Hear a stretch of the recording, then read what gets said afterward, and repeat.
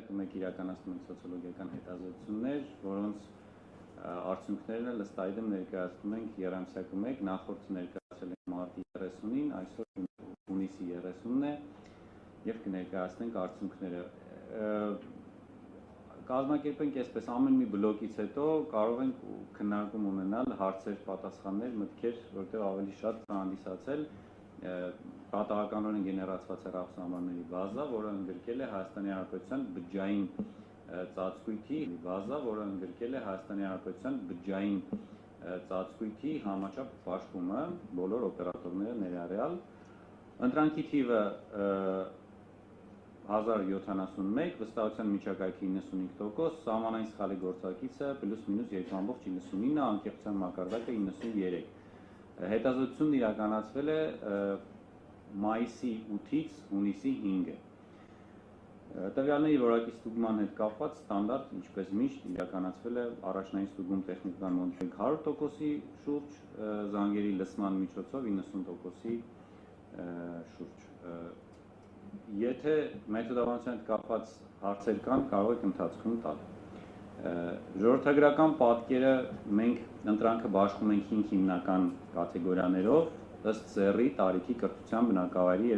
բնակավայրի տեսակի եւ ըստ մարզի, այսինքն ինչպես ըստ վիճակագրական կոմիտեի տվյալների, ինչպես Հայաստանն է բաշխվում, ըստ այդմ էլ մենք մեր ընտրանքն ենք համաչափորեն ձևավորում, արական իգական, տարիքի առումով 18-ից 35, 36-ից 55 եւ 56 եւ ավելի 3 տարիքային խմբերում, բարձրագույն կրթություն ունեցողներ եւ բարձրագույն կրթություն չունեցողների միջև որտեղ պրոպորցիոնալ 76%-ը բարձրագույն կրթություն չունեցողներն են, Երևան քաղաքային եւ գյուղական, որտեղ շուրջ 37%-ը Երևանն է ներառում, շուրջ 27%-ը քաղաքային եւ շուրջ 36%-ը գյուղական բնակավայրերը եւ մարզերը ըստ համաչափ բաշխվածության։ Իդեպ նշեմ, որ իգականը Հայաստանում 55 շուրջ 55%, արականը 45%, որը բավականին մտահոգիչ պատկեր է եւ լուրջ տանգավոր թիվ է ամբողջ աշխարհի մակարդակով տասնյակում ենք կանանց պրոպորցիոնալ փոքր թվի հաշվարկով, ինչը նաեւ 20 թվականի պատերազմի հետևանքն էր։ Անցնենք միանգամից հարցերին, այս անգամ առաջի անգամ փորձել ենք հասկանալ, թե սոցիալական ցանցեր, որ սոցիալական ցանցերն են օգտագործում մեր հարցվողները, որտեղ նախկինում հարցնում ենք, թե ինչ կայքեր են օգտագործում կամ ինչ լրատվության միջոցներ են օգտագործում, այս անգամ ցանցերն ենք հասկացել, որ սոցիալական ցանցն ենք առավել հաճախ օգտագործում տեղեկություն ստանալու համար, կարող են ընտրել մինչև 2 տարբերակ եւ 53%-ը նշել է Facebook սոցիալական ցանցը, շուրջ 36%-ը նշել է YouTube-ը, շուրջ 22%-ը նշել է Instagram-ը, շուրջ 15%-ը TikTok-ը, շուրջ 14%-ը դժվարացել է պատասխանել կամ նշել է ոչ մեկը եւ շուրջ 8.5%-ը նշել է Telegram-ը։ Հետաքրքրական է, որ Twitter-ը նախկին կամ X հարթակը ընդամենը 0.3%-ն է նշել։ Այստեղ պարզ երևում է, որ Facebook-ը զգալի երակայում է սոցիալական ցանցերի մեջ, իսկ հիմա կտեսնենք նաև ըստ սեռի եւ տարիքի բաշխվածությունը։ Ուրեմն YouTube-ը չունի սեռային տարբերություն, YouTube-ից համաչափորեն օգտվում են եւ տղամարդիկ եւ կանայք, միջդեռ օրինակ TikTok-ից ավելի շատ օգտվում են արական սեռի ներկայացուցիչները, արական սեռի ներկայացուցիչների շուրջ 19%-ը նշել է, որ TikTok-ից օգտվել է, իսկ իգականների շուրջ 11.5%-ը։ Facebook-ից ավելի շատ օգտվում են կանայք, շուրջ 59%-ը նշել է, որ օգտվում է տեղեկություն ստանալու համար Facebook-ից, իսկ տղամարդկանց ընդամենը 46%-ը։ Instagram-ից զգալիորեն շատ օգտվում են իգականները, շուրջ 28%-ը նշել է, որ օգտվում է Instagram-ից իգական սեռի ներկայացուցիչներից, իսկ 14%-ը արական սեռի ներկայացուցիչներից եւ մյուսների պատկերը արդեն տեսնում եք, ոչ մեկի կամ դժվարացել է պատասխանել, բնականաբար ավելի շատ տղամարդիկ, շուրջ 17%, իսկ կանայք ընդամենը 12%։ Ըստ տարիքի, երբ որ նայում ենք սոցցանցերից օգտվելիությունը, YouTube-ից ինչքան տարիքը բարձր, այդքան ավելի շատ մարդիկ օգտվում են YouTube-ից, ինչը կարելի է նաև ենթադրել։ Մինչև 34 տարեկան երիտասարդների շուրջ 25%-ն է օգտվում YouTube սոցիալական ցանցից, միջին տարիքի շուրջ 35%-ն է օգտվում YouTube սոցիալական ցանցից եւ մեծ տարիքի արդեն շուրջ 46%-ն է օգտվում YouTube սոցցանցից։ Նույն կերպ հակադարձ համեմատությունն ունի TikTok-ը, ինչքան տարիքը փոքր, այդքան ավելի շատ են օգտվում TikTok-ից։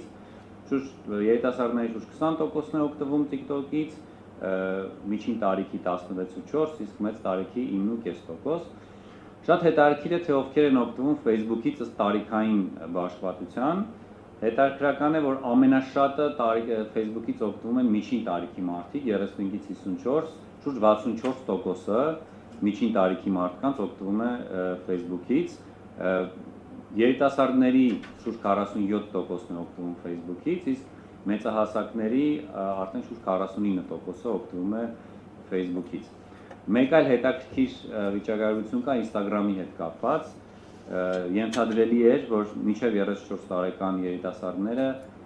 առավելապես օգտվում են Instagram-ից, շուրջ 47.5%-ը,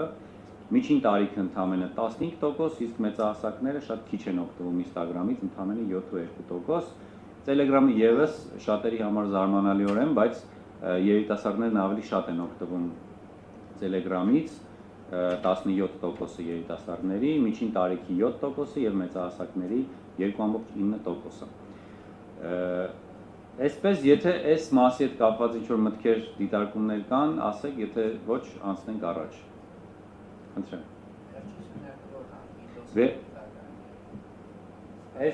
Ներողություն, այս սյունակը ոչ մեկին, այսինքն դժվարացել ենք պատասխանել կամ ոչ մեկի, ոչ մի սոցցանցից չեն օգտվում, այսինքն 24%-ը մեծահասակների ոչ մի սոցցանցից չի օգտվում, միջին տարիքը 11%, երիտասարդները 6.5%, բայց այս որ երևում է այս պրոբլեմա, գիտեք։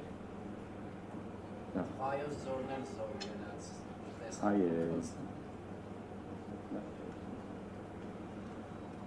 լավ, հեսա փորձենք ուղղել։ Հիմա նայենք քաղաքական հիմնախնդիրները, առկա վիճակը եւ հեռանկարները։ Մենք ստանդարտ հարց ունենք հասկանալու համար մեր հասարակությունը ինչպես է վերաբերվում այժմ ընթացող քաղաքականությանը։ Հայաստանի Հանրապետության իշխանությունները հիմա ճիշտ թե սխալ քաղաքականություն են վարում, ի սկզբանե մենք հարց ընդհանուր էինք տալիս, հետո մասնավորեցրեցինք ճիշտ արտաքին թե ներքին քաղաքականությունն են ճիշտ վարում եւ տեսնում ենք հետեւյալ պատկերը։ Արտաքին քաղաքականությունը ճիշտ են համարում 31.5%-ը, արտաքին քաղաքականությունը ճիշտ են համարում, սխալ են համարում 59%-ը եւ դժվարանում են պատասխանել 9.6%-ը։ Ներքին քաղաքականությունը ել ավելի շատ են հարցվողները համարում սխալ վարվող քաղաքականություն, 68%-ը Հայաստանի Հանրապետության իշխանությունների կողմից վարվող ներքին քաղաքականությունը համարում է սխալ եւ ընդամենը 25%-ն է համարում, որ Հայաստանի Հանրապետության իշխանությունները ճիշտ քաղաքականություն են վարում, այստեղ 68%-ը դժվարացել է պատասխանել։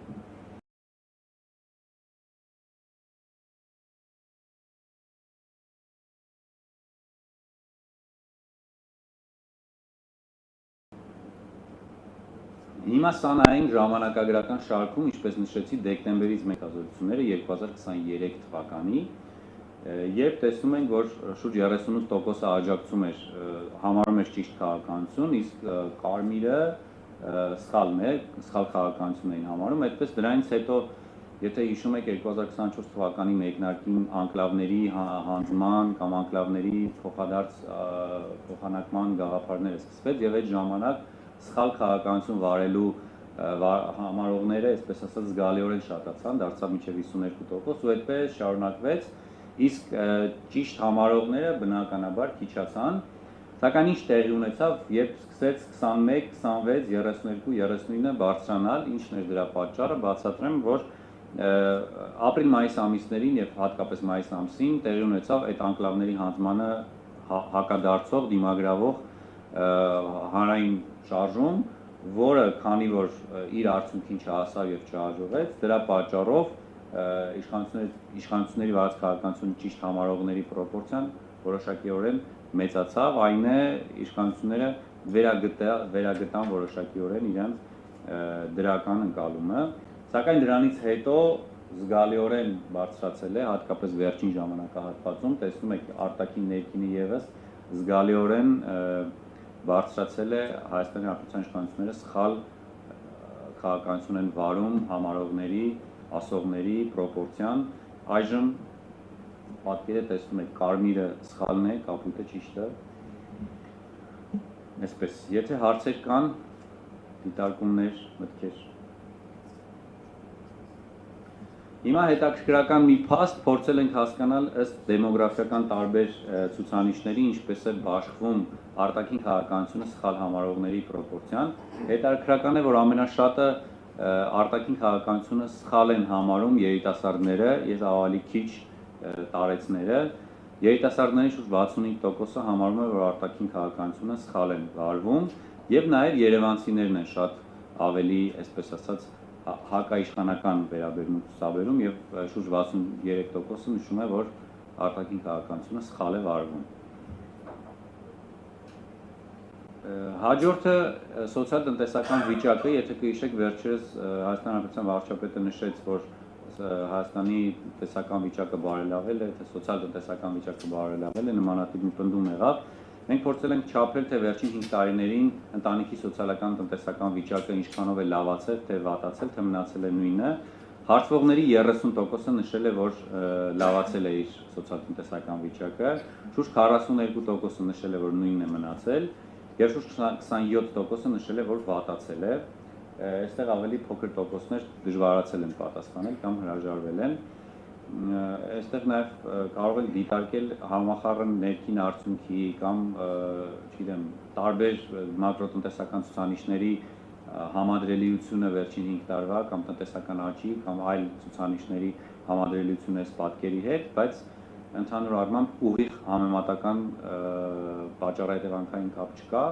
Ուղղակի պետք է ֆիքսենք, որ շուրջ 42% հասարակության շուրջ 42%-ի մոտ վերջին 5 տարում սոցիալ-տնտեսական վիճակը անփոփոխ է մնացել։ Ուզում եմ ընդգծել նաև, որ այն մարդիկ, ովքեր ասում են, որ իրենց սոցիալ-տնտեսական վիճակը վատացել է, նրանք ավելի շատ համարում են, որ իշխանությունները սխալ քաղաքականություն են վարում, իսկ հիմա դա ենթադրելի էր։ Այստեղ տեսնում ենք դրա բացվածքը։ Ուզում եմ մասնավորապես նշեմ, որ նորից 18-34 տարեկանների մոտ ավելի շատ են նշել, որ իրենց սոցիալ-տնտեսական վիճակը բարելավել է, շուրջ 39%-ի մոտ, եւ ավելի շատ վատացել է նշել են 55+ տարիքի հարցվողները, 35%-ը նշել է, որ իր սոցիալ-տնտեսական վիճակը վատացել է։ Նաև բարձրագույն կրթություն ունեցողների շրջանում բնականաբար ավելի շատ են նշել, որ իրենց տնտեսական վիճակը լավացել է, եւ այն մարդիկ, ովքեր կարծում են, որ Հայաստանը ճիշտ ուղու վրա, ճիշտ քաղաքականություն է վարում, նրանց 43%-ը նշել է, որ լավացել է, 40%-ը որ նույնն է մնացել եւ ընդամենը 15%-ը որ վատացել է սոցիալ-տնտեսական վիճակը։ Եթե այս մասով հարցեր ունեք, խնդրեմ, ես եթե շատ արագ եմ խոսում, ասեք դանդաղեցնեմ, խնդրեմ։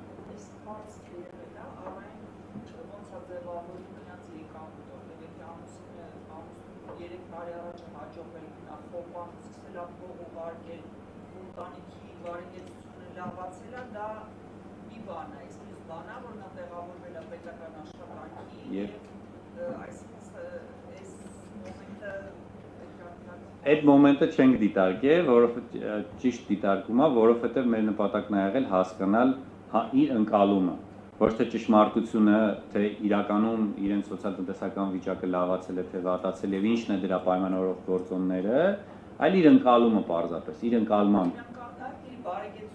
բարձրացումը կապում է իշխանությունների գործունեության հետ, թե ոչ։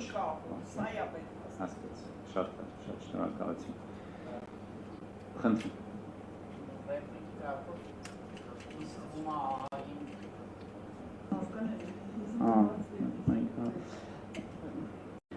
Ռեպլիկի կարգով կորելացիաների հարցը կարա ու նաև նախորդ հարցատոյի բարձրացած մտահոգությունը շտկվի, եթե հարց տրվի արդյոք աշխատաշուկայում ձեր կարգավիճակը փոխվել է, թե չէ, որտեղ 18-34-երը առավել մեծ հավանականությամբ մտնում են աշխատաշուկա, այն տարեցներն դուրս են եկել։ Այսինքն մարդուն ուղիղ ասել, ըստ քեզ Նիկոլի շնորհքն է, որ դու լավ կամ վատ ես ապրում, էթիկապես էլ մի քիչ խնդիր է, բայց գոնե կարելի է հասկանալ, կարող աշխատանքի չի մտե աշխատաշուկա, բայց ամեն ինչ լավ է իր համար, դառնում է նախորդ հարցատուի այդ խոպանի երևույթը։ Համաձայն եմ դիտարկման հետ, այս ուղղակի պարզապես ուզում ենք միայն հանրային ընկալումը չափենք, իսկ ձեր հարցերով ուզում ենք նաև հասկանանք այդ հանրային ընկալումը պայմանավորող գործոնը որն է, համաձայն եմ, որ այդպես հնարավոր կլիներ չափել։ Անցնենք ինստիտուտներից գոհունակությունից, այս հարցը շատ է քննարկվել հատկապես վերջի շրջանում, մենք չափում ենք Հայ առաքելական եկեղեցու, կառավարության, ոստիկանության, ԱԳՆ-ի եւ նաեւ դեպ ազգային ժողովի գոհունակությունը չափում ենք 0-ից 10 բալով, որքանով եք վստահում տվյալ կառույցի աշխատանքին, որքանով եք գոհ եւ հետաքրքրական են պատկերները, որ ամենաշատը դժգոհություն ունենք ազգային ժողովից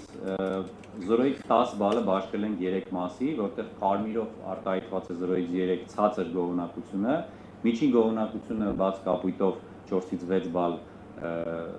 ստացածներն են 0-ից 10 բալանոց ցանկակի մեջ եւ բարձր գնահատական դիտարկել ենք 7-ից 10-ը կապույտով արտահայտված ԴՊ-ն եւ ՀՊ-ն դժվարանում են պատասխանել կամ հրաժարվում են պատասխանել պրոպորցիոնալ շատ փոքր է։ Այսպիսով ամենաշատը կառույցներից դժգոհ են ազգային ժողովից, շուրջ 58.5%-ը ցածր գոհունակություն է հայտնել ազգային ժողովից, երկրորդ ամենաշատ ցածր գոհունակությունը արտահայտել են կառավարությունից շուրջ 46%, ոստիկանությունը շուրջ 24.3%-ն են ասել, որ ցածր գոհունակություն ունեն եւ ամենաբարձր գոհունակություն ունեցող կառույցները այս ցանկի մեջ Հայ առաքելական եկեղեցին եւ Հայաստանի Հանրապետության զինված ուժերն են։ Մասնավորապես նշեմ, որ Հայ առաքելական եկեղեցին եւ զինված ուժերը մշտապես ունեցել են շատ բարձր վարկանիշ եւ նույնիսկ վերջին շրջանում տարբեր քննադատությունները, տարբեր խնդիրները, նույնիսկ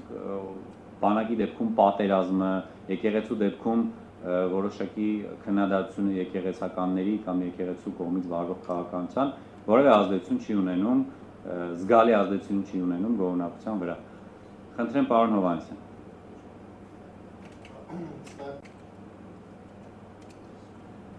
Քանի որ 0-ից 10 եք տվել կամ 1-ից 10 0-ից 10, հա։ Իրականում կարակ նաև ուրիշ ձևով վերլուծել այդ net promoter score-ի մոդելով, որտեղ 9-10-ը դրանք այդ պրոմոտորներն են, ովքեր գոհ են, 7-8-երը դրանք այդ նեյտրալներն են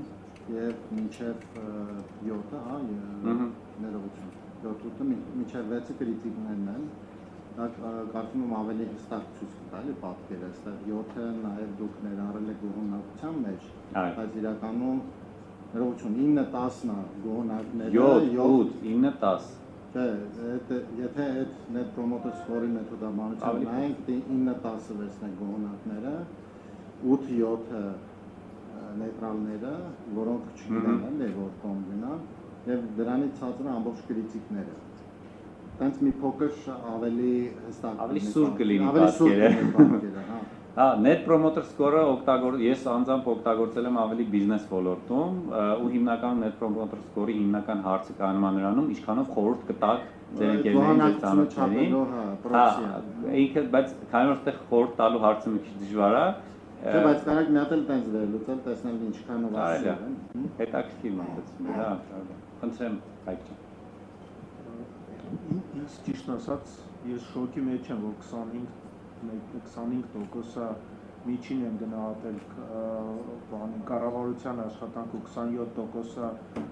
դրական են գնահատել, ես մի հատ հարց ունեմ, դառնում է 1/3-ը քաղաքացիների դրական գնահատում են, սենց հարց, իսկ ինչ որ կարող է անալիզ ունեք ձեր աուդիտորիայի մեջին պետական ոլորտի աշխատողները 1/3 մասն են, թե մտենց բան չունեք, բիզնեսմեններ են, չկա նման բան, որ իրանք պրոպորցիոնալ կարող են շատ լինել, չի կարող նման բան լինել ուղղակի, որ պետական ոլորտի ներկայացուցիչներ շատ լինեն, կան ուղղակի հանրային կարծիքի ստանդարտ մոտեցումներ, որ որոշ դեպքերում մարդիկ, որոշ տեսակի մարդիկ, այդ արդեն մեր հոգեբան գործընկերներն կարող են բացատրել, որ հակված են օրինակ կառավարությանը որոշակիորեն իրենց պատկերացումներից մի քիչ բարձր գնահատեն, որովհետև իրենց կառավարություն ինչի են զինված ուժերին բարձր գնահատում։ Մենք պարտվել ենք պատերազմը, մենք դրանից հետո ունեցել ենք լուրջ տարածքային կորուստներ, Զինված ուժերը վերջին 5 տարիներում իր արժև դրված որևէ ռազմական խնդիր չի եղել, որ այսպես ասած ակնհայտ ձևով օրինակ ինչպես հուլիսյան դեպքերն էր կամ օրինակ ինչպես այլ պատերազմ ակնհայտ ձևով հաղթանակած գործողություն վարի, բայց զինված ուժերի վարկանիշը շարունակում է բարձր մնալ։ Պայմանավորված է նրանով, որ մենք մի անգամ հաշվել էինք, որ մոտավորապես ամեն 40 ընտանիքում զինծառայող կա։ Այս կամ այն կերպ կամ զինծառայողի հարազատ է բարեկամը, հետևաբար, չէ՞։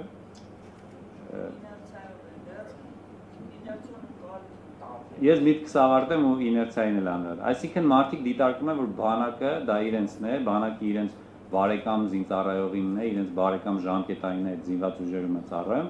եւ սա ՀՀ զինված ուժեր չի նշանակում ՀՀՊՆ։ ՀՀ զինված ուժեր նշանակում է հայկական բանակ տվյալ հարցադրման մեջ, նշանակում է նաեւ ժամկետային զինվոր եւ մարդիկ հակված են դրան բարձր նշանակելու։ Իդեպ, ինչը նույնն է նաեւ հայ-առաքելակի եկեղեցու մասին կարելի է խոսել, որովհետեւ չեմ ուզում քննադատել, բայց այո, կարող են իրենք ինչ որ անձնապես որևէ եկեղեցական նկատմամբ լավ վերաբերմունք չունենան, բայց եկեղեցուն շատ բարձր գնահատեն։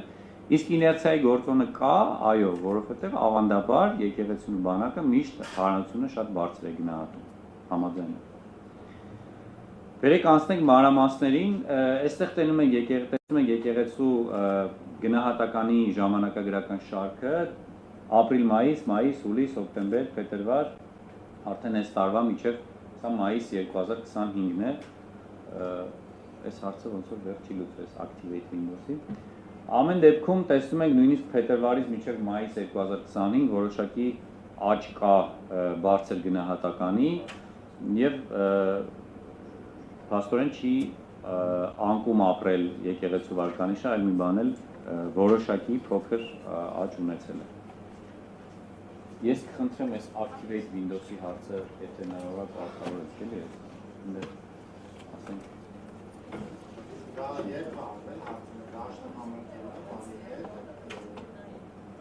Հա,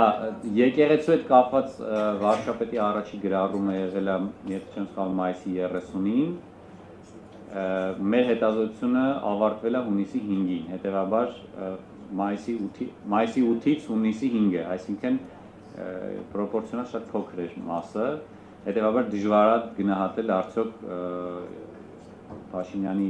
գրառումներից հետո ազդեցություն ունեցել է թե չէ։ Հաջորդ հետազոտությանը կերև է հարցը։ Կառավարության գնահատականը այն նախորդի նման տրամաբանությունը այնպես է, որ նախորդ տարվա մայիս-հուլիս մայիսին որոշակի սկսեց աճել եւ հուլիս-հոկտեմբեր շարունակեց աճը մնալ, իսկ հիմա նորից իջնում է որոշակիորեն։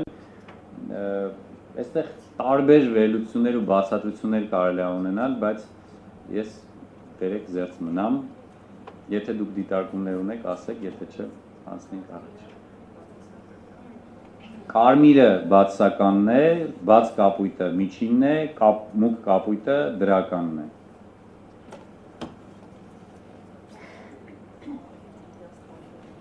Ստացվում է, որ հուլիս ամսի 24 թվականի հուլիս ամիս ամենաբարձրն է եղել։ Եկեղեցունն էլ էր ամենաբարձրը։ Ես նախորդ սլայդը Այո։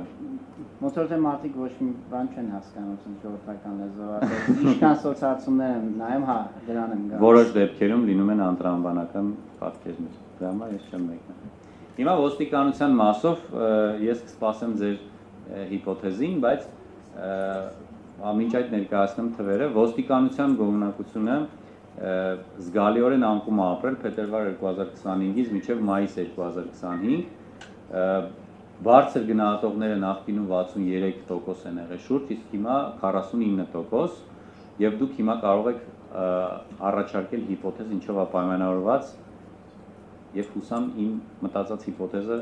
կհնչեցնեք։ Ըստ ձեզ ինչով է պայմանավորված ոստիկանության գործունեության գնահատականի անկումը։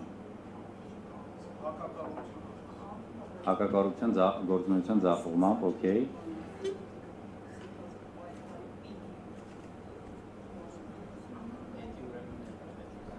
Լավ, ես ասեմ, իմ սուբյեկտիվ չեմ չափել, հետազոտություն առանձին այս մասով չենք արել եւ այս սա ուղղակի ենթադրություն է, որ Փետրվար 2025-ից մինչև մայիս 2025 ներքին գործերի նախարարի նշանակումը կին նախարարով միգուցե ազդեցություն է ունեցել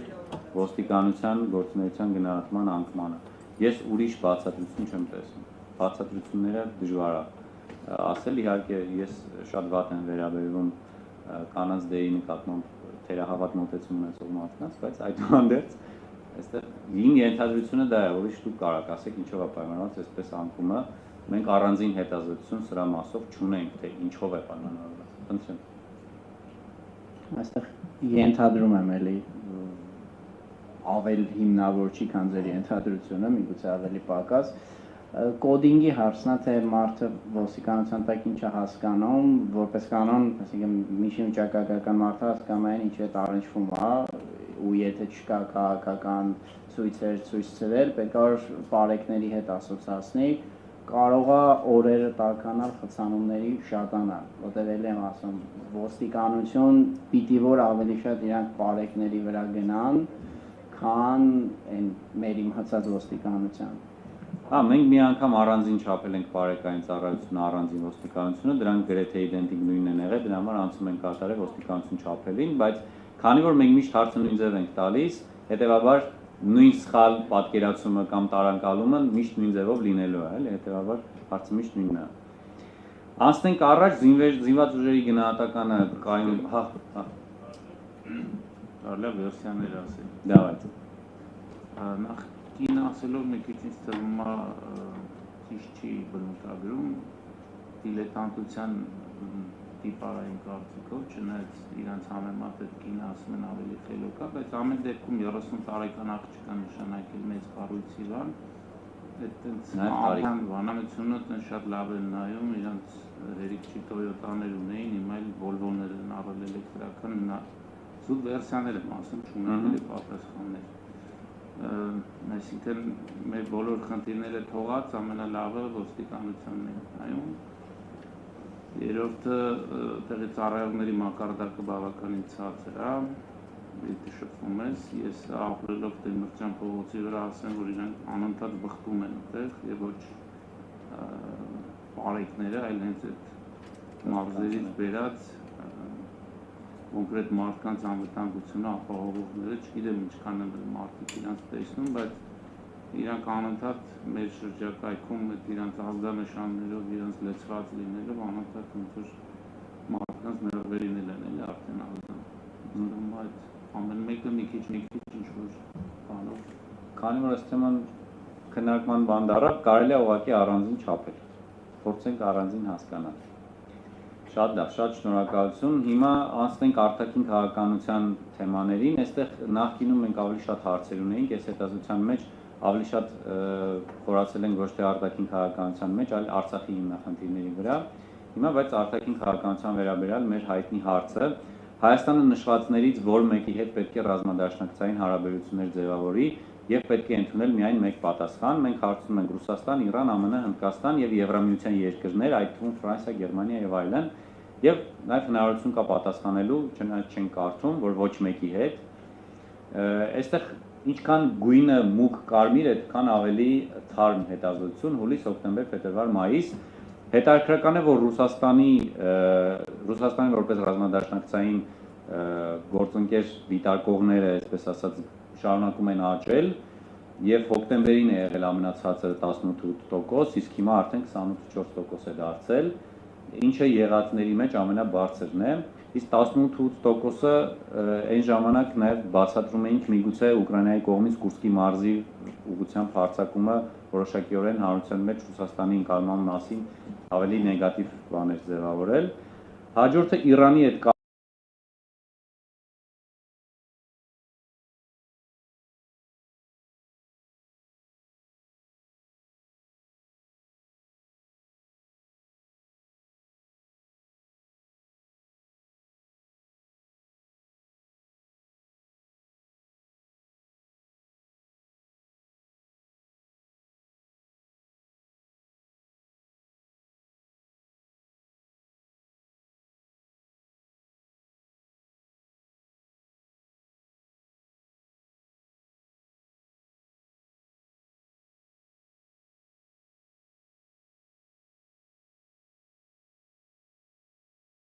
կապված հետաքրքրական է, որ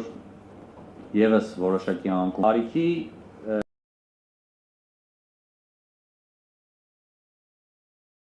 ըստ ծերի, ըստ կրթության, բնակավայրի տեսակի եւ իշխանությանը սխալ կամ ճիշտ ըստ ծերի, ըստ կրթության, բնակավայրի տեսակի եւ իշխանությանը սխալ կամ ճիշտ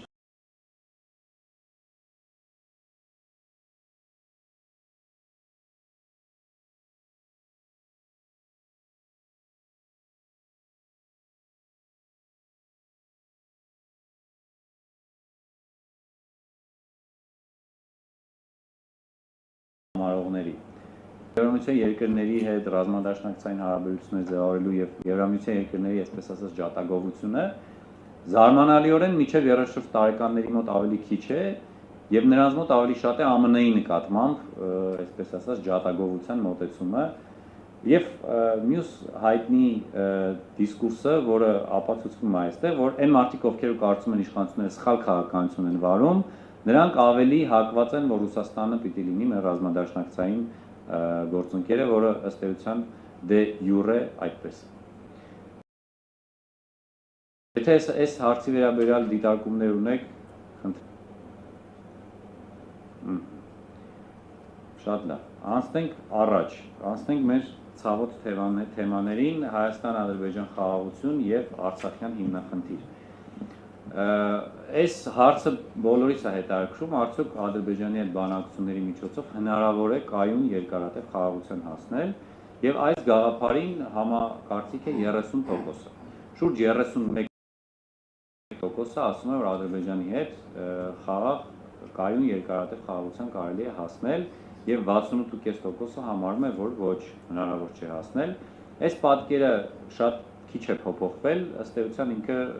սահմանային սխալի տիրույթում է, այսինքն միշտ նույն պատկերն է, որ շուրջ 30%-ը համարում է, որ հնարավոր է, շուրջ 69-70% կամ ավելի քիչ համարում է, որ հնարավոր չէ, եւ այս 30%-ը դուք տարբեր հարցերում կտեսնեք, տարբեր պնդումներում կտեսնեք մոտավորապես այս նույն պատկերը։ Հաջորդը խաղաղության պայմանագրի նախապայմանն է, այսպես ասած, որ առանց Արցախի հարցի կարգավորման չի կարելի խաղաղության պայմանագրի ստորագրել, եւ մենք գիտենք արդեն նախաստորագրության փուլում է եւ ստորագրություններ է պլանավորում։ 63%-ը մեր հարցվողների նշել է, որ առանց Արցախի հարցի կարգավորման չի կարելի խաղաղության պայմանագրի ստորագրել։ Սա շատ զգալի թիվ է, քանի որ այս թեմայի շրջանակում շատ մեծ տեղեկատվական արշավ է իրականացնում խաղաղության օրակարգի վերաբերյալ եւ առ այն, որ 33.5%-ը միայն համաձայնել, որ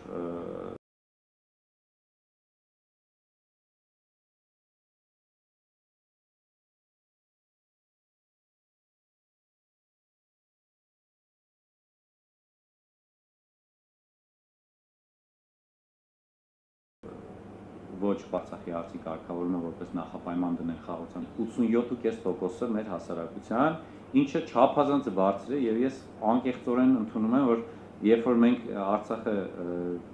ի վերջո վերջնականապես կորսվեց 2023 թվականի սեպտեմբեր-հոկտեմբեր ժամանակահատվածում եւ հետո մենք դեկտեմբերին սկսեցինք հետազոտությունները, երբ որ թիվը 77% էր, ես ենթադրություն ունեի, որ այդ թիվը գնալով իջնելու է եւ մարդիկ ավելի են հույսները կտրելու Արցախից, բայց յուրաքանչյուրին բոլորիս այդ թիվը ընդհակառակը ավելի բարձրանում է եւ մարդիկ հավատում են, որ օրից մի օր մենք պետք է հզորացնենք բանակի եւ հետ բերենք կորցրածը։ Սա իհարկե չի նշանակում, որ այս 87.5%-ը հենց իրեն հարցնենք անձամբ գնալու է վաղը բանակում ծառայի կամ պատերազմի դեպքում անձամբ գնալու է կռվի, բայց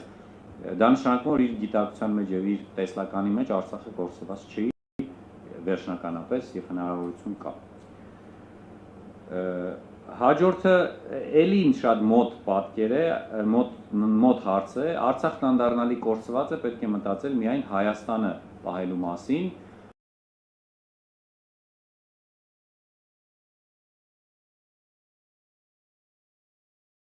Երեք, եթե չեմ սխալվում, ով կհուշի, ինչ պնդում է Արեգ Փաշինյանը, որ մենք ճիշտ եմ ասում ուղղակի հաստատեք, Արցախը կորցնելով մենք գտանք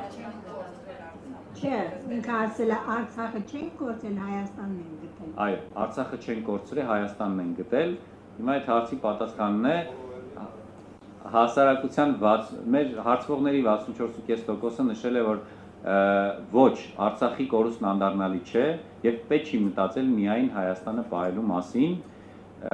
իսկ ընդհանրապես 35%-ն է, որ ասել է, որ այո, Արցախն անդառնալի կորցված է, նորից 30 հաջորդը,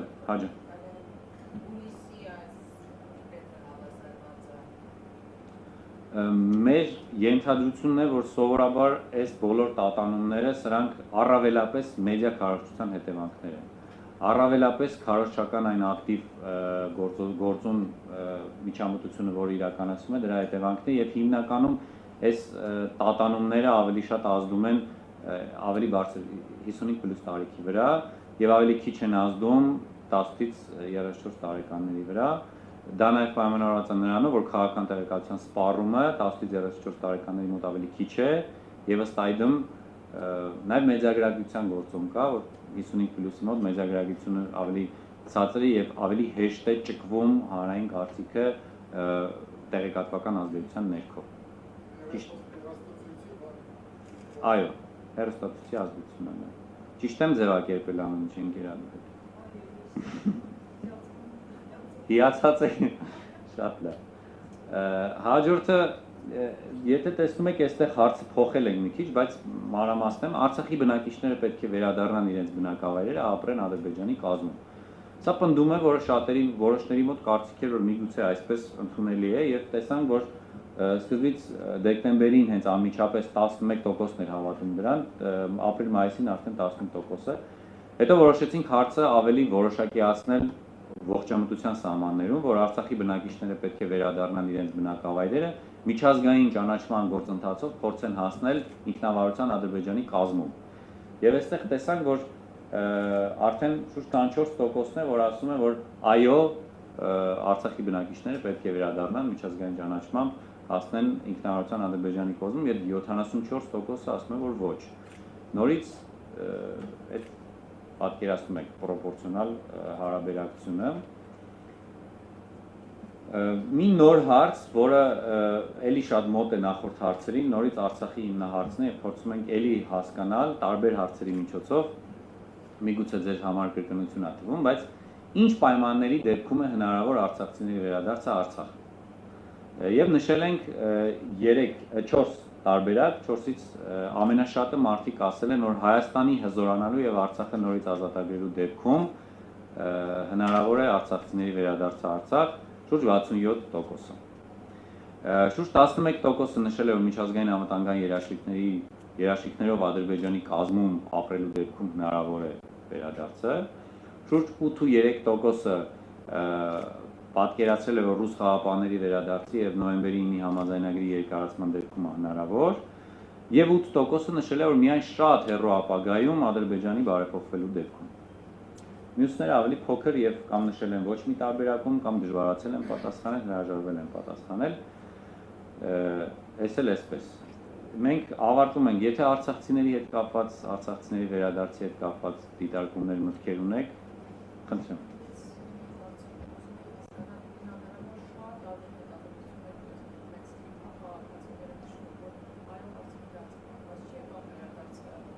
Բայց ձեզ չեն լսում, միացրել, Սառա ջան։ Նշում եմ, որ արցախցիների վերադարձի գլխավոր նախապայմաններից մեկը պիտի լինի, օրինակ, նաև երևի անուն չտալով, փակ հետազոտության տվյալներին ու նաև չնշելով երբ էր այդ կատարվել,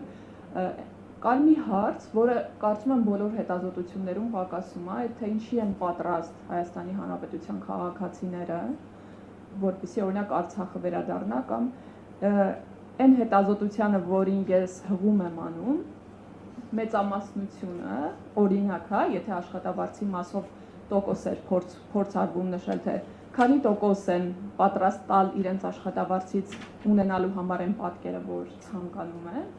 շատ փոքր թիվ էր, շատ ցածր էր։ Այսինքն, եւ նաեւ մեկ այլ հետազոտության տվյալներով եւ վերլուծությամբ, ես ուզում եմ դրա մասին նշել, անցամ ինքս վերլուծում էի հասկանալու համար, չնայած այս բարձր թվերին, երբ որ կորելացիաներով կամ, չգիտեմ, ֆակտոր անալիզներով փորձում էինք հասկանալ, տեսնում էինք, որ քաղաքացիների համար ուղիղ կերպով կարևորություն ունի իրենց սոցիալական եւ ֆինանսական վիճակը եւ իրենց համայնքային անվտանգությունը, այսինքն եթե ես ապրում եմ կենտրոնում, իմ համար կենտրոնից դուրս այդքան էլ հետաքրքիր չի, օրինակ Սյունիքում ինչ է կատարվում։ Հետազոտության տվյալներ եմ ասում, ու ինձ շատ հետաքրքիր է, եթե մենք կարողանանք այս հետազոտություններում այդպիսի հարցեր ունենալ։ Շատ լավ, շատ կարևոր հարցադրում է, իմ կարծիքով մենք այս մասին նախկինում ենք շատ խոսել։ Նայեք, արցախցիների վերադարձի, Արցախի վերադարձի, Արցախը հետ բերելու հետ կապված բարձր պատրաստակամությունը հարության մեջ, որը երևում է հանրային կարծիքում, բնականաբար չի արտացոլում հանրային դրսևորումը գետնի վրա։ Դա բնական է, բոլորս դա շատ լավ հասկանում ենք։ Մենք նախկինում շատ հարցեր ենք ունեցել այս թեմայով, ունեցել ենք թե անձամբ դուք կմասնակցեք ռազմական գործողություններին կամ ընտանիքով կմնաք Հայաստանում, թե կտա բազմաթիվ հարցեր, որտեղ ըստ էության մեր գերակշռել են այն մոտեցումը, որ ոչ մենք կմնանք, ընտանիքներով կպայքարենք, պատերազմի դեպքում համարտիկ զինծառայության տարիքի պետք է գնան մոբիլիզացվեն եւ այլն։ Այստեղ շատ կարևոր գործում կա իմ կարծիքով, որ այո, ժամանակակից մատերիալիստական աշխարհում շատ կարևոր է նաև նյութական հնարավորությունները, բայց այդուհանդերձ շատ կարևոր է թե իրենք ինչ պայմաններով, ինչ իշխանության դեպքում, ինչ մենեջմենտի դեպքում, ինչ հրամանատարի դեպքում են գնում մոբիլիզացվելու։ Որովհետև մի պարզ բան ասեմ, եթե դուք հիշեք, թե ինչպիսի հերթեր էին 2020 թվականի սեպտեմբերի 27, 28, 29, 30, 31 եւ 2 մինչեւ հոկտեմբերի 4-ը, եթե հիշեք ինչ հերթեր էր, իսկ նա օրինակ պարոն Արզումանյանը հիշում է, կամ մարդիկ ովքեր ռազմական ոլորտից են, պարոն Մանասյանը հիշում է, եւ այդ իմ կարծիքով ցույցիչ է, որ ամեն դեպքում հարության մոտ այդ մոբիլիզացվելու ցանկությունը կա։ Բայց երբ որ այդ մոբիլիզացվելու արդյունքում 1 կամ 2 կամ տասնյակ кейսեր են ստացվում, որ մարդը տեսնում է, որ դա ոչ մի արդյունք չի ստացվում, այս կամ այն պատճառով կամ օբյեկտիվորեն ժամանակակից պատերազմի ձևն է փոխվել, հայտնի այսպես ասած բանը, այլ ավտոմատիկ կռիվ չի, ինչպես ընդունված էր ժամանակ ասել, կամ օրինակ ռազմական հրամանատարները լավը չեն, կամ պետական ղեկավարները լավը չեն։ Այսինքն այս պատկերը ինձ թվում է այն պայմաններում է, երբ որ ամեն ինչ նորմալ է։ Իմ կարծիքն, այսինքն մարդիկ իրենք պատասխանում են, եթե ամեն ինչ նորմալ ունի, հա դե բա ոնց մեր երկիրը պիտի պահենք, հա դե բա ոնց Արցախը մերն է, պիտի վերադարձնենք։ Բայց երբ որ գա այդ պահը, բնականաբար եւ մյուսը, այո, ինչպես Հայկն է ասում, մենք հաճախ սրան ասում ենք, մի քիչ կենացային ձևակերպումներ են, բայց երեք ես մի իմ կողմից շատ հարգելի հոգեվորականի Սրբազան հորեր խոսելուց ինքը ասում էր, որ դա ոչ թե կենաց դրան մի ասեք, ես էլ էլի ասեցի կենաց, խոսում ենք ընթացիկ, ինքը ասեց կենաց մի ասեք տեսլական։ Հիմա ես ու Հայկը որպես սոցիոլոգներ, այո, դիտարկում ենք դա որպես ավելի շատ կենացային պնդում, որի հետ այո համաձայն ենք ձեր դիտարկման հետ, բայց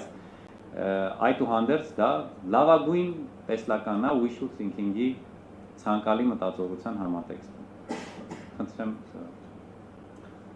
երկու դիտարկում ինձ թվում է էգզիստենցիալ իրավիճակում լրիվ այլալիվում է մարդկանց վարքագիծը եւ մտահոգությունը, որը նաև ցույց է տվել 2020 թվականի։ Ես լիովին կիսում եմ ձեր դիտարկումները այն մասով, որ այն ժամանակ իրենք նախ առաջինը չէին տեսել կամ այդ պրոպագանդան չէր եղել, որ բանակում գեներալները կամ արան մարդկանց մենակ թողեցին եւ այլն։ Բայց էլի, երբ որ հիմա մենք դա մտածում ինքնազոհության մասով եւ էգզիստենցիալ պահին, երբ որ գրելը դրան դեմա, իրանց վարքագիծը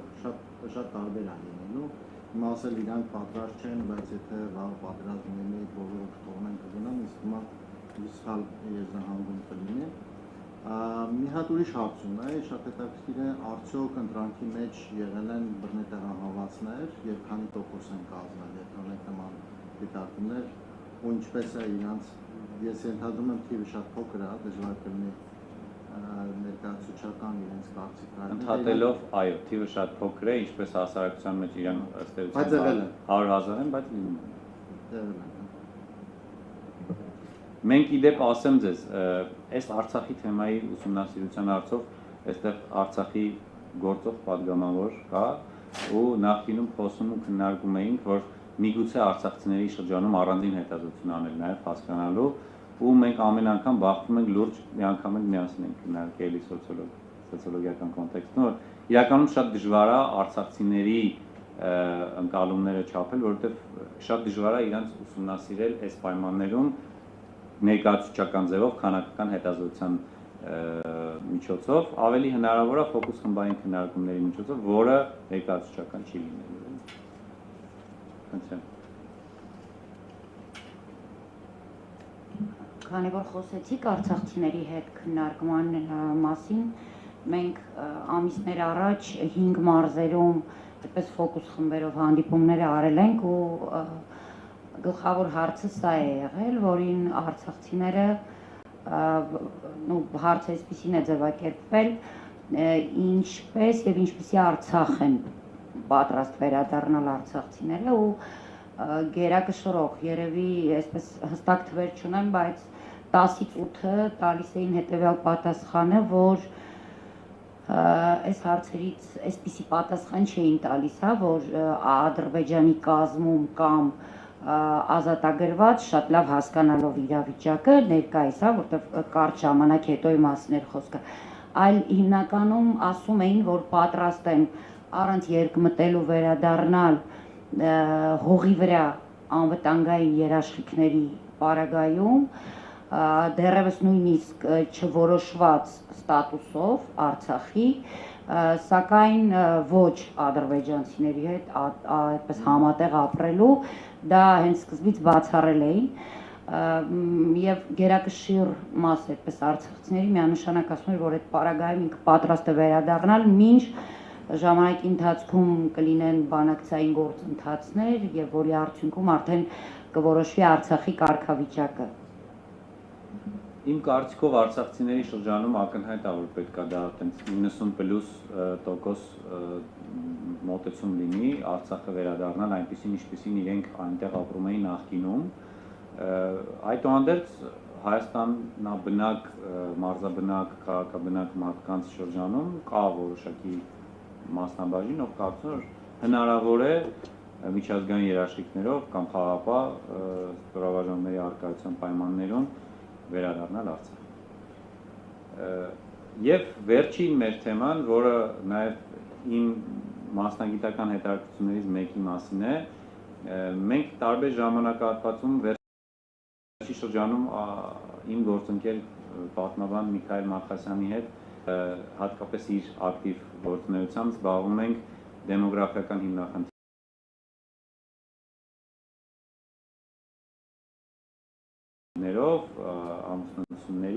ամուսնալուծությունների օրինակ մեծ մակարդակ է զգալի աճ կա ու նաև ծնելիության թեմայով եւ մի հետաքրքիր հարց այսպես բացառապես իմ մեր մասնագիտական հետաքրքրությունների համար ներառել ենք ինչպիսին է երեխաների քանակը իդեալական մեր պատկերացրած ընտանիքում եւ փորձել ենք հասկանալ դրա պատկերը քանի երեխա պետք է լինի ձեր պատկերացրած իդեալական ընտանիքում Միջինը 3.5 երեխա են ասել, այսինքն ընդհանուր գումարը միջինում 3.5, լավ կլիներ 4 լիներ, հետազոտություն կա, որտեղ նախկին արված հետազոտություններից մեկում 4 էր։ Այստեղ հետաքրքրական է, որ ամենաշատը իրենց պատկերացած իդեալական ընտանիքը նշել են 3 երեխայով բաղկացած ընտանիքն է, շուրջ 43%-ը նշել է 3 երեխա իդեալական ընտանիքում, շուրջ 28%-ը նշել է 4 երեխա, շուրջ 16%-ը 2 երեխա։ Շատ հետաքրքրական է, որ child free համաշխարհային այսպես տենդենսի մեջ կամ մի երեխա ունենալու տենդենսի մեջ 0 կամ 1 նշել է գումարային 1.4%-ը, այսինքն ավելի քիչ, քան օրինակ, այստեղ չի երևում 1.6%-ը, այսինքն 8 եւ ավելի երեխա ավելի շատ են նշել կամ քան 0 կամ 1, բայց շատ անարդարավոր է չի երևում, էլի։ Տարիքային բաշխում։ Էսա ցած կտամ։ Ամենա կարող եք ասել ձեր տենց ասած ենթադրությունը։ Ինչքան մեծանում են, քան ուզում են շատ Ինձ թվում է ինչքան ավելի տարիքը մեծ է, այնքան երեխաների քանակ, ավելի մեծ քանակը մեծանում է։ Այո, որտեղ իրաքսեր ունենալ։ Դեռից Այո, այստեղ ունենք մարդը, որ 4 երեխա ունի, չէ՞, եւ թոռ ունեցել արդեն 2 օր առաջ։ Եվ այդ կոնտեքստում անցնենք հաջորդին։ Մենք նայել ենք կարմիրով մինչև 3 երեխան ներառյալ իդեալական ընտանիք պատկերացնողների կազմն է եւ կապույտով 4 եւ ավելի։ Այստեղ տեսնում ենք, որ ընդհանրապես 60%-ը իր պատկերացրածը մինչև 3 երեխան է, լավագույնը ընտանիքը եւ 40%-ը նշել է, որ 4 եւ ավելի երեխան է իդեալական ընտանիքը։ Հետաքրքրական է, որ իգականները բնականաբար 4 եւ ավելի քիչ են նշում։ Կապույտին նայենք, այսինքն 4 եւ ավելի քիչ նշում են իգականները, ավելի շատ արականները, շուրջ 10%-ի տարբերությամբ, բնականաբար, որտեղ արականների տղամարդկանց գործը մի քիչ ավելի հեշտ է։ Երկրորդը տարիքի առումով շատ ակնհայտ է կորելացիան, որ տարիքի ինչքան մեծ, այդքան իդեալական ընտանիքի երեխաների քանակը ավելի շատ։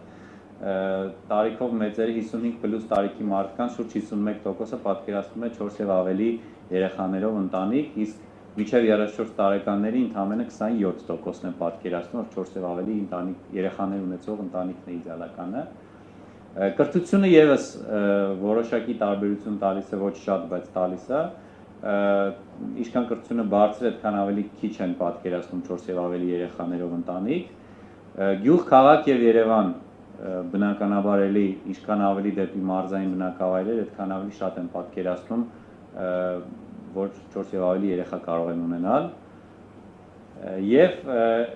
իշխանությունները սխալ թե այս էլի չի երևում։ Իշխանությունները սխալ թե ճիշտ են վարում, բայց եկեք այնպես անեն, որ երևա։ Այսպես երևում, հա։ Շատ լավ է երևում։ Ուրեմն այն մարդիկ, ովքեր կարծում են իշխանությունները սխալ քաղաքականություն են վարում, այսինքն ավելի հակաիշխանական են, նրանք ավելի շատ են կարծում, որ 4 եւ ավելի երեխա ունեցող ընտանիքն է իդեալականը, այսինքն 41%-ը շուրջ ասում է, որ 4 եւ ավելի երեխա ունեցող ընտանիքն է իդեալականը, իսկ իշխանությունները ճիշտ համարողների 36%-ն է համարում, որ 4 եւ ավելի երեխան իդեալական ընտանիք է։ Դիտարկումներ խնդրեմ։ Ինձ թվում է 3-ը պետք է առանձնացնել։ Մինչև 3 եւ 4 եւ ավելի։ Պատկերը լրիվ տարբեր կլիներ, որովհետեւ 3 ավելի նման է 3 եւ ավելի, քան մինչև 3։ Այն մեկից է հա Դաժե նույնիսկ կարելի է 3 առանձին բան նայել, որպես տեսեք ինքը 42%-ը 3-ը մտցրել եք նրա մեջ, ինքը լրիվ եղել է պատկերը։ Այո, համաձայն։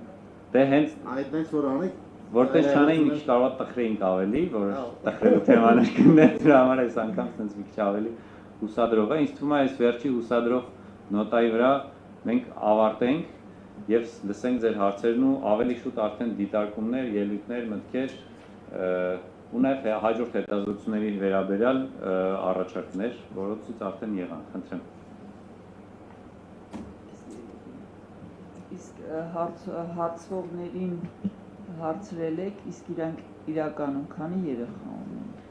Որտեւ եթե դու չունես երեխա, բայց համարում ես որ 8-ը լավ է կամ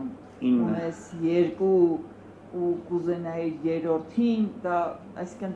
պետք է հասկանալ, այստեղ էլ ենք չափում պատրաստակամությունը, որտեւ Արցախը բանակով ազատագրել, 8 երեխա ունենալ լավ է եւ այլ, ու ստեղ դու պետք է հասկանաս, կարաս չափես ինքը ինչքանով է պատրաստ ռեալ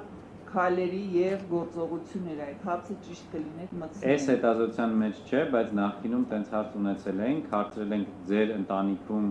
Լիաննա մեստեղ է, ոնց էր հարցը, ձեր նախկինում հարցրել ենք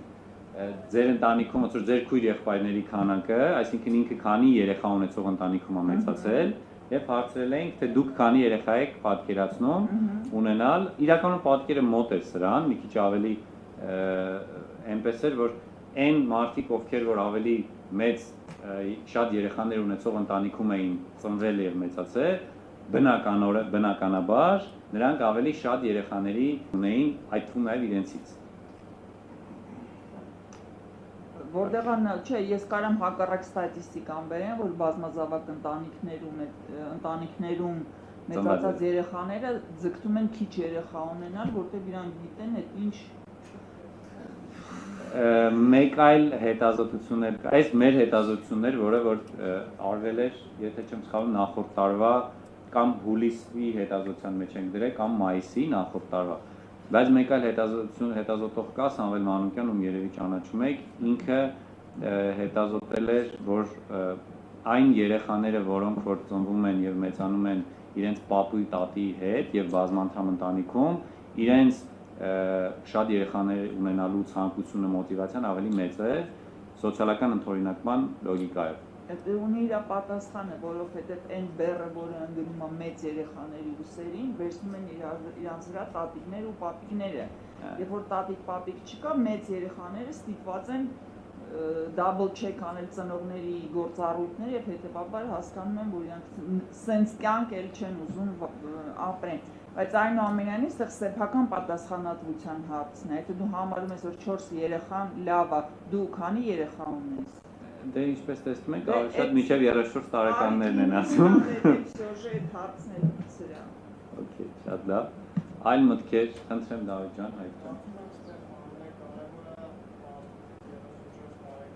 Ուզում ես միկրոֆոնի։ Կարևորը երևի թե միակ կարևորը 18-ից 34 տարեկանների պատասխանն է, այսինքն ովքեր ռեպրոդուկտիվ տարիքում են, ովքեր որ ունենալու են, էլի։ Այստեղ ամենակ, այսինքն ես կարծում եմ ավելի շատ կարևոր էր հենց այս խմբի մասին կենտրոնալ, նույնիսկ ինձ մի քանի հարց ավել տալ, քան թե տատիկ-պապիկները բոլորն էլ ուզում են շատ երեխաներ, թորնիկներ ունենալ, սա կարևորը կոնկրետ այն ամենակարճի խումբը, էլի։ Նույնիսկ 25-ից 34-ը, որտեղ երբ որ 18-ն հələ մի քիչ հեռու է ամուսնական տարիքը, մեկ-մեկ ցանկությունը կարող ավելի բարձր լինի, քան երբ որ այսինքն առաջ երեխուց հետո է այդպես ագին բան փոխվում էր, երբեմն Ես քանի որ այդ թեմայով վիճակագրական վերլուծություններ անում ենք մենք, ես իրականում մի միտք ունեմ, որ այո, երեխա ունեցողների շրջանում անել առանձին, բայց ավելի շուտ ֆոկուս խմբային քննարկում հասկանալու թե ինչպես են պատկերացնում ավելի շատ երեխա ունենալ։ Օրինակ հիմա 4 երեխա ունեցող հարգելի Արա։ Խնդրում եմ ասա, թե որն է 4 երեխա ունենալու այդ ինչ որտեղից է ծագում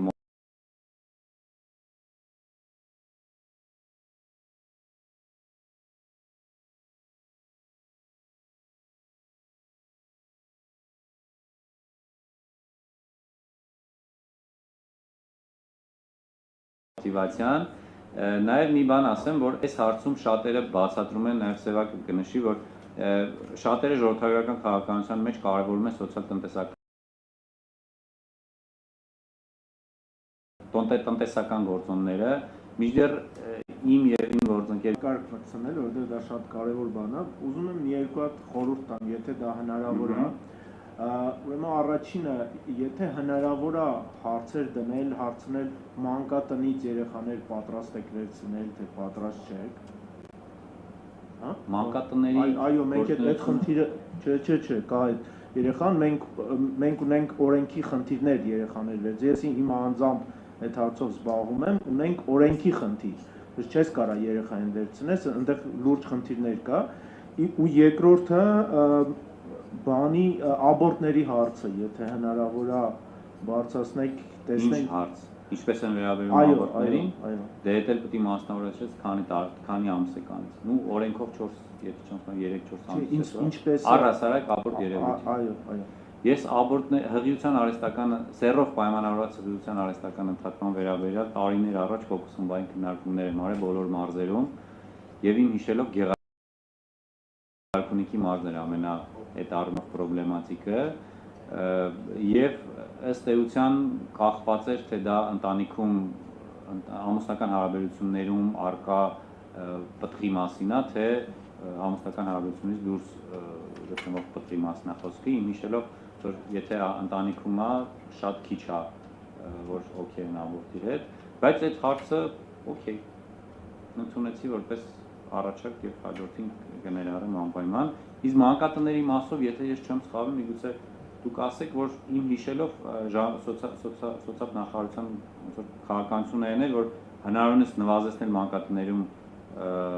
երեխաների քանակը եւ տան դեպի ընտանեկան, չէ՞, կարելի է իմանալ։ Ասեք, դուք ասեք։ Բացատրեմ, որ մանկատներում ոչ բոլոր երեխաները ունեն որդեգրման իրավունք։ Դուք շատ երևի տեղյակ եք, որ երբ որ հանձնում են մանկատուն, նաև առանց որդեգրման իրավունքի են Հայաստանի Հանրապետությունում այդպիսի հնարավորություն կա։ Եվ այդ նշանակում է, որ այդ երեխան կամ որդեգրման իրավունք ունեն այն երեխաները, ովքեր ունեն որոշակի խնդիրներ, հաշմանդամություն, արատներ, արատ ունեցող երեխաներ, եւ մեզանում ինչքան էլ մենք մեզ գովենք, ընդունված չի արատ ունեցող երեխային պահել ընտանիքում, հասարակությունն էլ այդպես տրամադրում ընտանիքը շատ դեպքեր ա եղել, որ ես ինքս մասնակցել եմ այդ խնդիրների լուծման ընթացքին, ոնց որ օրինակ ասենք մեծ քանակով իտալացիներ Հայաստանից որդեգրել են խնդրահարույց երեխաների, տարել են, վիրահատել են սրտի խնդիրներով, տարբեր խնդիրներով եւ կարծեմ մենք foster family որ ասում ենք, որ տան երեխային ընտանիքում ապրի, ընտանիքին գումար վճարեն, քան թե ծախսը որ անում են մանկատներում եւ երեխան ընտանիքում կմեծանա եւ այդ ծառայությունը ուզում են շատացնել, աստիճանաբար սոցիալ-նախարարությունը դրա վրա աշխատում է, բայց հաստատ գիտեմ, որ որդեգրման իրավունքով երեխաները քիչ են, ցանկացողները շատ են Հայաստանում եւ Հայաստանից դուրս են։ Առաջերտին պետք է Հայաստանի քաղաքացիներին առաջարկեն երեխայի որդեգրման, եթե ցանկի մեջ ոչ ոք չի ուզում, նոր երեխային դեռ արտերկրից կարող են տեխնացուներին առաջարկել։ Շնորհակալություն։ Սևակ ջան, խնդրեմ։ Չարաշարեցի։ Մի հատ թեմա կուզենայի, որպեսզի հաջորդ ուսումնասիրության ժամանակ ընդգրկվեր, դա սպասումներն է, ինչպես են պատկերացնում մոտակա 2-3 տարիների ընթացքում, որ Հայաստանի իրավիճակը կզարգանա, լավ կլինի, վատ կլինի եւ նաեւ իրենց ապագայի կապելը երկրում մնալու հետ, այսինքն ինչքան տուն ունենալու Հայաստանում մնալու իրենց պլանները, կամ Հայաստանը լքելու իրենց պլանները, այդ ոնց որ երկու հարցերը, որոնք ապագայի նկատմամբ իրենց պատկերացումները եւ ինչքանով են իրենք այդ ապագան կապում Հայաստանում մնալու հետ կամ Հայաստանի հետ։ Եվ մի հատ այսպես ոնց որ ասեցին փորձից ես այդ 3 երեխա ունեմ, իմ կարծիքով շատ ավելի դժվար է առաջին երեխայի որոշում կայացնելը, եւ երրորդ երեխայի մասով իսկ հիմա երկուսից հետո շատ ավելի հեշտ է երրորդ երեխայի մասին որոշում կայացնել։ Դա այսինքն երկու ոնց որ ասած տրիգեր է պետք, առաջի երեխա ունենալը, հետո երկրորդ ունենալ, բայց երկրորդից հետո երրորդ, չորրորդը կարող ինքնաբերաբար ստացվի։ Ինքնաբերաբարը լավ բառ է։ Ինքնաբերաբար շատ լավ բառ է։ Ավելի հեշտ է, երբ որ երկուս ունես, ավելի հակված ես երրորդին։ Կա նաև բանի հարց, եթե երկու նույն սերվից են լինում, հատկապես մարդիկ ուզում են երրորդը փոխի բազմազանություն, բայց երրորդ երեխայի որոշում կայացնելը ավելի հեշտ է։ Ամենահեշտն է։ Ավելի հեշտ է, քան թե երկրորդ երեխան։ Հիմա հարցուղենք այդ հարցով էքսպերտ Արային, խնդրեմ։ Ավելի մի քիչ հարուստ փորձ ունի։ Ես բնավ էքսպերտ չեմ, բայց կարծում եմ ասով ավելի դժվարանում է, որովհետև ես ինքս շուտ եմ ամուսնացել 22 տարեկանում առաջին երեխան ունեցել ենք, իսկ հիմա օրինակ մեր նույն աղջիկը որ մեզ խորապարկել ենք արդեն 28 տարի ունեն, այսինքն իր 4 երեխա ունենալու հավանականությունը ավելի ցածր է Հայաստանում։ Եվ ընդհանուր առմամբ երիտասարդների մոտ այդ տենդենսը ես տեսնում եմ, չեն շտապում կամ ամուսնանալուց հետո երեխա ունենալ։ Ու իրականում մի քիչ բան հարցել է, նախկինում ես տարածել երեք նշում ենք այդ թեմայով խոսում էին ընկերներս, որ նախկինում շատ էին երեխաներ ունենում 7, 8, 10, 12, բայց դրա համար երկու ոնց որ կարևոր նախապայման կար կամ պատճառ կար, մեկը նա էր, որ մանկական մահացությունը նախկինում բարձր էր, շատ էին ունենում, որովհետև չգիտեին քանիսը ունենան, Մյուսը նաև որ քանի որ առաջ մարդիկ ավելի շատ ապրում էին հողերի մոտ, ֆիզիկական աշխատանք, այսինքն երեխան դա ֆիզիկական աշխատանք կատարող ձեռքեր, այսօր դա էլ է բավականին փոխվել, նաև ձեր մոտ էլ երևում է, որ մարզերում ավելի շատ են ձգտում, քան քաղաքում։ Քաղաքում քեզ հակառակը ձեռք չի պետք է սահմանափակված ես բնակարանով, որտեղ շատ չես էլ կարող երեխա պահել։ Մեր այդ իմ նշած համատեղ հետազոտությունը հենց նաև այդ թեմաներին է անդրադառնում։ Իդեպ, քանի որ խոսվեց, ես ասեմ էլի մեր աշխատանքից մի քանի թիվ, քանի որ այս թեման լավ հետաքրքրեց պաստորեն։ Կանայք հիմա ամուսնանում են միջինում 29 տարեկանում, 3 տարի առաջ 26 էր։ Առաջի երեխան ունենում են միջինում 27 տարեկան։ Առաջին անգամ մայրանալու միջին տարիքը 27 տարեկան է, ընդ որում գյուղերում 25 տարեկան։ Նաև տղամարդկանց մասով տղամարդիկ 33 տարեկանում են հիմա միջինում ամուսնանում, իսկ կանայք 30 տարեկանում։ Այսինքն ամուսնության միջին տարիքը զգալիորեն աճել է, շուրջ 3 տարով, վերջին 3 տարվա ընթացքում էլ։ Ու ըստ այդմ մայրանալու միջին տարիքն է ավելացել, եւ եթե խոսենք ամուսնալությունների միջին թվից, Հայաստանում հիմա 100 ամուսնության ակտին զուգահեռ 2024 թվականի պաշտոնական տվյալներով բաժին է անկում 44 ամուսնալուծություն Երևանում եւ 31 ամուսնալուծություն ամբողջ Հայաստանում, բայց սա ուրիշ թեմա է, այս թեմայով ես հաճախ խոսում եմ եւ այլ լսարաններում։ Այսօրվա պրեզենտացիայի հետ կապված եթե էլի մտքեր, դիտարկումներ կան, խնդրեմ, Նշվեց, որ հաջորդ հետազոտության մեջ չափի ինչքանով են կապում, հա, իրենց ապագան Հայաստանում։ Այդտեղ հետաքրքիր կլիներ տեսնել այն մարդիկ, որոնք թեկուզ կապում են իրենց ապագան Հայաստանում ֆիզիկապես մնալու հետ։ Այդտեղ քանի տոկոսն է այլանձնագիր եւ քաղաքացիություն ունեցողները։ Եվ բանակ գնալու, չգնալու, հա, տղա երեխաներ, որոնք ունեն, բայց երկքաղաքացիություն են, բայց ասում են համենք մեր ապագան Հայաստանում տեսնում են, բայց երեխան դիցուկ չի իրեն Վրաստանի, Ռուսաստանի կամ Ֆրանսիայի քաղաքացի է։ Դա էլ հետաքրքիր կլիներ տեսնել։ Այո, համաձայն եմ, քանի որ ձեր երկու տղաները Հայաստանի քաղաքացի են։ Ժամանակին հետաքրքիր ուսումնասիրություն ենք անում, փորձում ենք կանխատեսել բնակչության թվականակը։ Վիճակագրությունը հրապարակում է բնակչության կառուցվածքը տարիքային խմբերով, ոչ թե խմբերով, այլ ամեն տարիքի, 0, 1, 2, 3։ Ծառատարիքային կազմ։ Այո, երբ որ մենք նայում ենք մոտավորապես աղջիկների թվականակը տարի նվազում էր 30-40-ով, ու դա հենց կյանքի ընթացքում պահպանվում էր մինչև ծերության տարիք, տղաների մոտ նույն դինամիկան է, բայց հենց ասում էր 14 տարեկան 30-40 նվազումը դառնում էր 500, 600, 700, որը պայմանավորված էր այդ տարիքային խմբում սկսում են արդեն քաղաքացիությունը փոխել եւ իրենց մշտական բնակչությունը կտրուկ 10 անգամ աճում է 13-14 տարեկանից 10 անգամ այդ նվազումը ամեն հաջորդ տարի այդպես վերցնում ենք 14 տարեկանը, հաջորդ տարի ինքը 15 պիտի դառնար, բայց հաջորդ տարվա 15 տարեկանները 500-ով 600-ով ավելի քիչ են, քան նախորդ տարվա 14 տարեկանները։ Շատ համաձայն եմ, ես ճիշտ ասած նորից, քանի որ շատերը ժողովրդագրական խնդիրները պայմանավորվում են տնտեսական խնդիրներով, ես սկզբունքորեն ժողովրդագրական խնդիրները առավելապես պայմանավորում եմ անվտանգային խնդիրներով, իսկ անվտանգային խնդիրներն էլ էլի պայմանավորում եմ ժողովրդագրական պատկերով եւ նաեւ այդ արկա մարդկային ռեսուրսի որակով։ Իմ կարծիքով դրանք իրար փոխ կապակցված են ու փոխադարձ ազդեցություն ունեն ու համաձայն եմ, եթե անվտանգային բանակի ինստիտուտը եւ բանակի համակարգը լինի շատ ավելի բարձր վստահելի հենց ծառայության համար, բնականաբար այդ պատկերը չի լինի։ Ես կարող եմ ասել 2017-18 թվականներին, երբ ղեկավարում էի Պաշտպանության նախարարության դիտակետ ծրագիրը, որը հետազոտություններ բոլոր զորացրված զինծառայողների հետ համատարած ընտրանքով,